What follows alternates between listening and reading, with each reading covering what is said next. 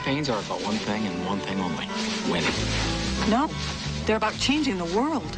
Gina Davis and Michael Keaton are campaign workers for competing candidates, and they fall in love while trying to outfox each other. Sound familiar?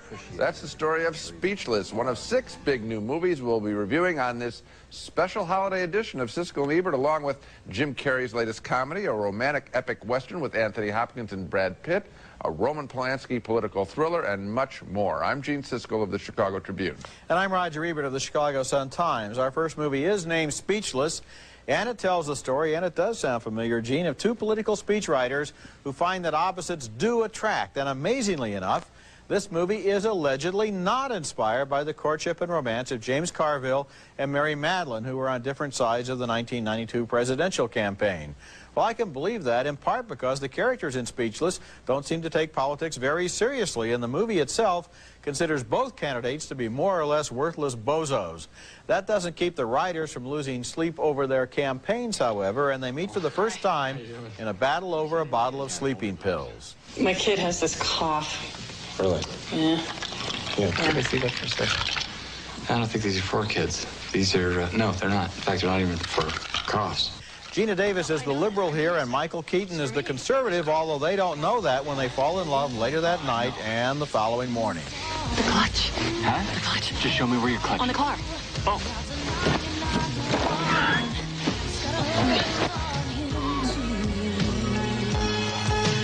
It's only when they both speak at a grade school career day that they discover they're on opposite sides of the political fence. I will keep this simple in short syllables. I, B, this person in front of you. I do not.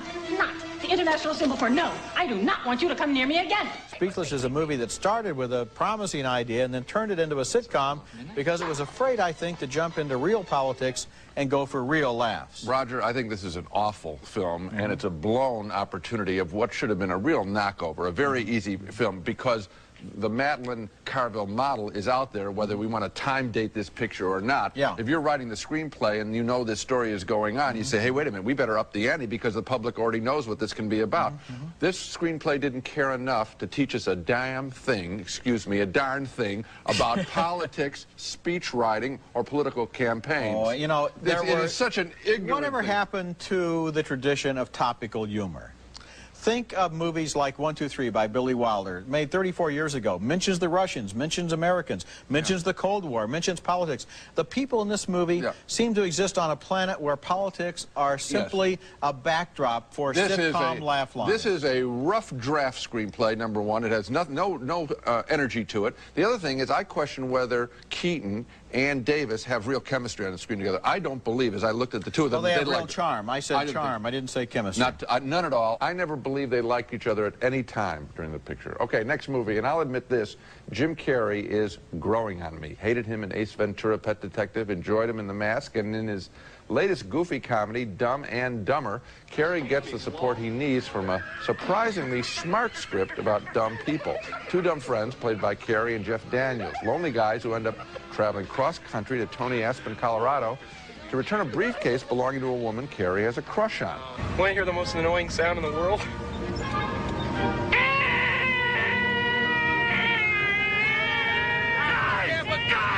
Pretty funny. Once in Aspen, the boys are suddenly flush with dough. They accidentally open that briefcase, and so they can afford to attend a charity benefit dinner. Excuse me, gentlemen. This is a $500 plate dinner. Good night. Oh, 500. Oh, okay. All right, no problem. Here, put us down for 4, in case we want seconds. Finally, Jim Carrey is reunited with his dreamboat, played by Lauren Holly, wearing more lipstick than any 2 actresses I've ever seen. She turns him down. I came a long way just to see you, Mary. Just, least you can do is level with me. What are my chances? Not good. You mean not good like 1 out of 100? I'd say more like 1 out of 1,000,000.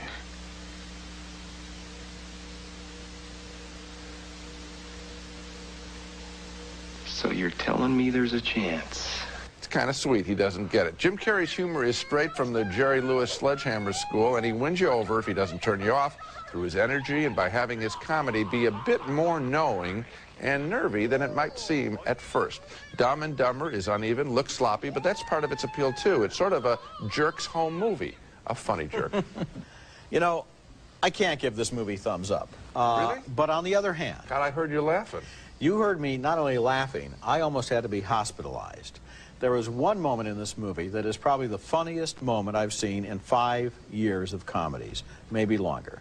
And there are a couple other moments that are pretty funny, too, including the when he's trying to get onto the airplane. In general, I think you put your finger on it when you say it's a sloppy movie. I think that they made it in a hurry, that they didn't really polish things. There are a lot of jokes that don't pay off. There are kind of build-ups that kind of are left hanging in midair. There are moments that seem to be very ill-advised and don't work at all. And on the whole, I found the movie wasn't nearly as good as its best parts. But I agree with you that Jim Carrey is growing on me, and I would not have predicted this. We have seen 3 of his movies in the space of 12 months, and after seeing Ace Ventura, I would have gladly done almost anything to avoid seeing him in another movie, and now I'm looking forward to his next film. I think the sloppiness that I was referring to, though, is this guy, it's conscious. I think that this guy, it'll be interesting to see whether he can handle big budgets and polished... well, his salary is making all of his movies big-budget movies now. Now they will be, but in a way, I think that that's the whole relaxed, nerdy tone of this picture with the dumb car that they're driving around, the little van they're driving around that looks like a dog.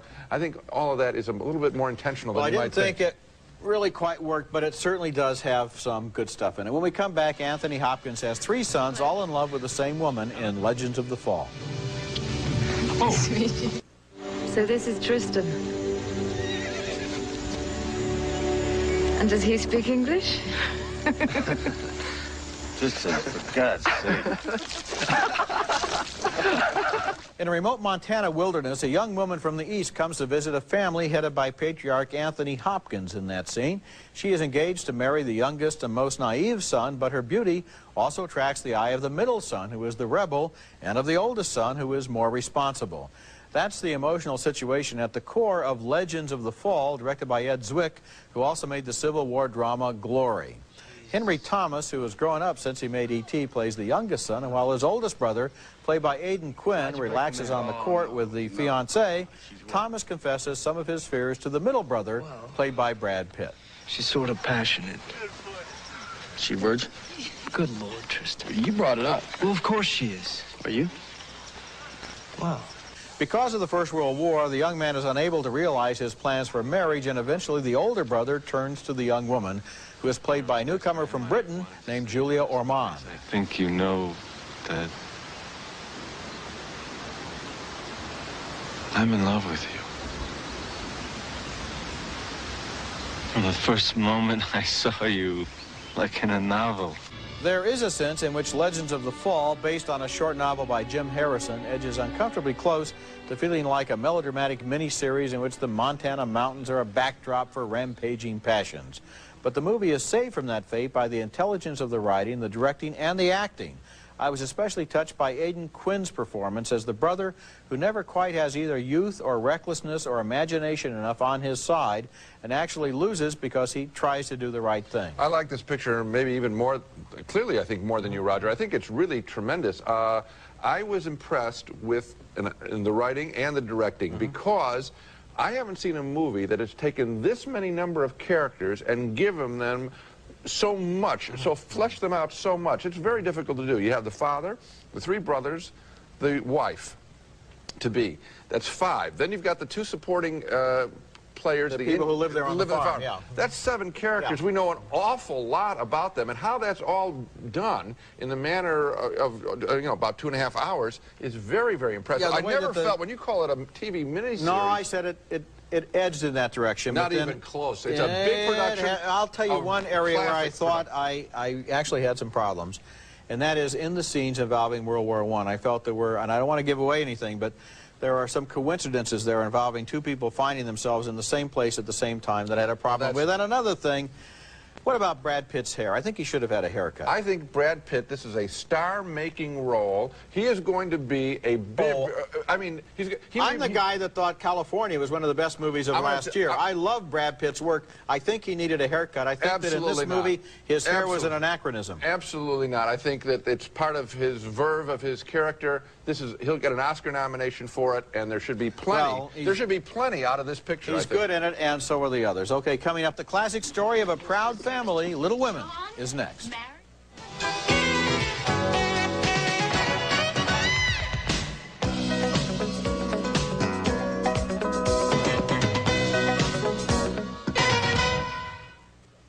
I'll never have any suitors. I'll just be a dried-up old spinster. You don't need scores of suitors. You only need one, if he's the right one. Their names are Joe and Meg and Beth and Amy. They're Louisa May Alcott's Little Women, some of the most treasured characters in American literature. The members of the March family of Concord, Massachusetts, and this adaptation of Little Women is a first-class effort all around, marvelously entertaining, surprisingly so, as in this scene where we meet the young women, all four of them, as they act out a play written by Joe, Winona Ryder, leading a superb cast.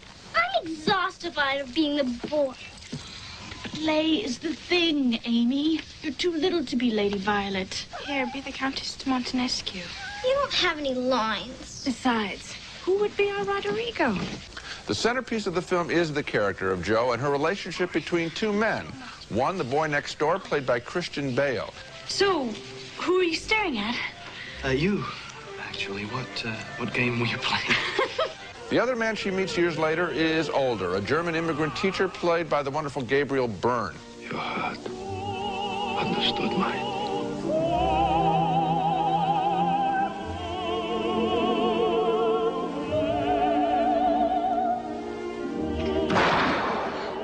This is a first-class presentation. I think a whole new generation of Little Women readers, as well as older viewers, are going to be truly enchanted with this film. I know was. Credit Australian director Gillian Armstrong for taking on a classic novel and making, I think, a classic movie. I find it totally appropriate for young audiences and old.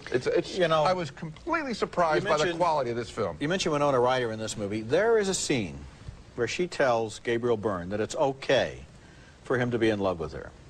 And she has a smile during that scene that lights up the scene like few smiles I've ever seen. She has a warmth. It's a wonderful scene. It's a great... And it kind of reflects on the whole movie. The one area where I'd be very curious to see if you're right or not is whether it is for young and old. I think it's more for old. I think the children are going to be a little bit confused by the movie and a little bit put off by the fact that it is such an intelligent and reasoned and mature and adult consideration of this story. These are not just four cute little girls who we can go see and enjoy. In that sense, they all have problems, they grow up, they deal with each other in ways that I think make it more appropriate probably for adolescents at least than for smaller children. I'm stunned. I think this is one of the year's best pictures. When we come back, Sigourney Weaver and Ben Kingsley in a bitter emotional duel in Roman Polanski's Death and the Maiden. Continuing this special show devoted to the major new holiday releases, our next movie is Death and the Maiden, based on the well-known play by Ariel Dorfman. The movie is directed by Roman Polanski and set in an unnamed South American country. It's probably Chile, in a time when democracy is uneasily being reestablished after a period of dictatorship and torture. Early in the film, a distinguished lawyer played by Stuart Wilson has been given a lift to his isolated house by a distant neighbor played by Ben Kingsley. Then Wilson's wife has mysteriously driven off in the visitor's car in the middle of the night. We can never entirely possess the female soul. I don't know what that means. Sure you do. You go insane wanting them. Doesn't matter what it costs you. You pay the price, but you still don't get what you expect. The mystery of the woman's sudden disappearance is explained when she sneaks back into the house when everyone is asleep and makes Kingsley her captive. She has recognized his voice and believes he is the man who tortured and raped her years ago when she was a member of the resistance. Sigourney Weaver plays the vengeful wife. Obviously, she's insane. She's not responsible for what she does, but you're a lawyer. If you don't stop this right now, you're an accomplice. You're going to have to pay the price. Oh. You threatening? I'm not. Yes, you were. But is he the guilty torturer? Kingsley is persuasive and agile in trying to defend himself. Why don't you ask her? Ask her what? what she wants in the confession. I'll write down exactly what she wants, okay? No. No, she wants it to be genuine. How can it be genuine? I'm innocent. I think the key to Death in the Maiden is in Ben Kingsley's performance, and he is a marvelous and subtle actor. And of course, our initial reaction is that the woman is telling the truth, but she was blindfolded. Could she have made a mistake? Kingsley works this opening for all it's worth during a long night of spellbinding back-and-forth tension. And because Polanski's direction never seems to declare for either party until the end, amazing suspense builds up. This could have been a boring morality tale, but instead, it's an intellectual thriller. I'm glad that you mentioned Kingsley's work here. Here's an actor who, with Gandhi and his work in Schindler's List, could get typecast into just portraying holy men, saints. And he shows that he has a lot more range than people may have given him credit for, and it's a tremendous piece of work. Some of the line readings by Sigourney Weaver, I think, really clang. And then when she talks often in this picture, I hear the play, and it's why I didn't like the play when I saw it on Broadway. It seemed so talky, it didn't seem real. But with Kingsley there, the decisions that are made toward the end of this play really justify what's going on before. And I was completely hooked at the very end of this film. It's really fascinating the way he is so contained. I mean, another actor might have gone over the top, might have screamed, might have shouted. He internalizes it and makes it all the more louder because he's not shouting. We're talking Oscar nomination times. Ben Kingsley, I think, a shoo-in for a nomination. Okay, when we come back, a peek into the mind of the British monarch who the American colonies rebelled against. The Madness of King George is next. Our next film is a treat, The Madness of King George, a most entertaining investigation of a curious chapter in the life of a British royal, a period of time late in the 18th century when King George III, the monarch the American colonies defeated, apparently went nuts, swearing in public, skirt chasing, and acting very much the ninny. Nigel Hawthorne plays the king brilliantly. Fine cluster there, eh?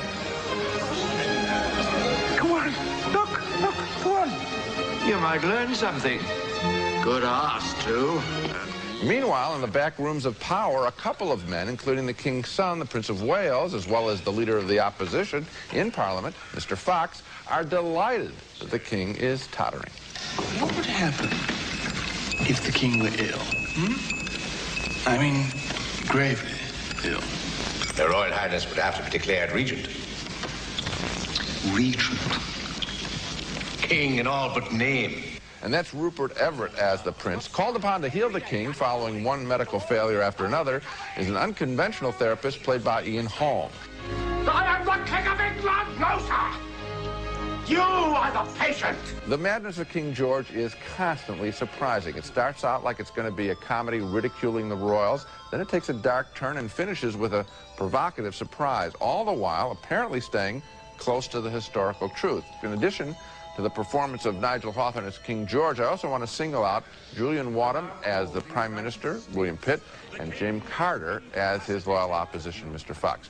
Both make important historical figures that we've read about for years come memorably alive. Boy, they really do. I enjoyed every moment of this movie. I want to see it again. I enjoyed it in a sense like I enjoyed Tom Jones. I mean, it's not a historical film. It's a rollicking, bawdy film with this great performance by Nigel Hawthorne, who makes King George into such an interesting person, so cantankerous, so offensive, yet at the same time so lovable, so vulnerable, until by the end of the movie we really like him. What I appreciated is how it was able to do two things. One, it's very funny, and that, I mean, it's very funny and enjoyable, and that's the Tom Jones spirit you're talking about. At the same time, I felt that the way it portrayed Pitt and Fox was totally credible in the way that they were operating then. They weren't played for laughs. They were played in a more straight fashion that I thought was really good. Okay, that's it for this special show. Now let's take another look at the movies we reviewed on this show. 2 thumbs down for Speechless, the disastrous political romantic comedy with Michael Keaton and Gina Davis. A split vote on Dumb and Dumber, Jim Carrey's latest comedy. I liked it a lot more than Roger. 2 thumbs up for Legend of the Fall, Ed Zwick's epic drama set in the West with a star-making performance by Brad Pitt.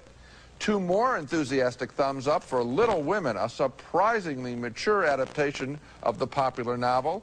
2 thumbs up for Roman Polanski's Death in the Maiden, with a superior performance by Ben Kingsley. And 2 more thumbs up for The Madness of King George. And we ought to mention that Legends of the Fall, Little Women, Death in the Maiden, and Madness of King George are all coming up for release in a week. We had to get to them early because there's so many pictures coming out this holiday season. Okay, so look for them when they come around. That's it for this week. Next week we'll be back with another special holiday edition where we review more big movies, including Robert Altman's Ready to Wear, starring Kim Basinger, Julia Roberts, and Tim Robbins, in a comedy set in the world of Paris fashion. And Tim Robbins again, he also stars in IQ, falling in love with Meg Ryan, who is the niece of Albert Einstein, played by Walter Matthau. Uncle Albert. I'm Steve. That's next week. And until then, the balcony is closed. While you're watching your favorite movies, let Dynamark Security Centers watch your home. Call Dynamark today at 1-800-448-2891. Discover the Miracle, the original bridles and bows, mane, tail, and hair shampoo, conditioner, and nail cream for beautiful, thick, healthy hair, bridles, and bows. Berkline's new Feather Glide recliner glides easily, swivels through a full circle, and reclines effortlessly with fingertip touch motion. Berkline, the perfect holiday gift of comfort.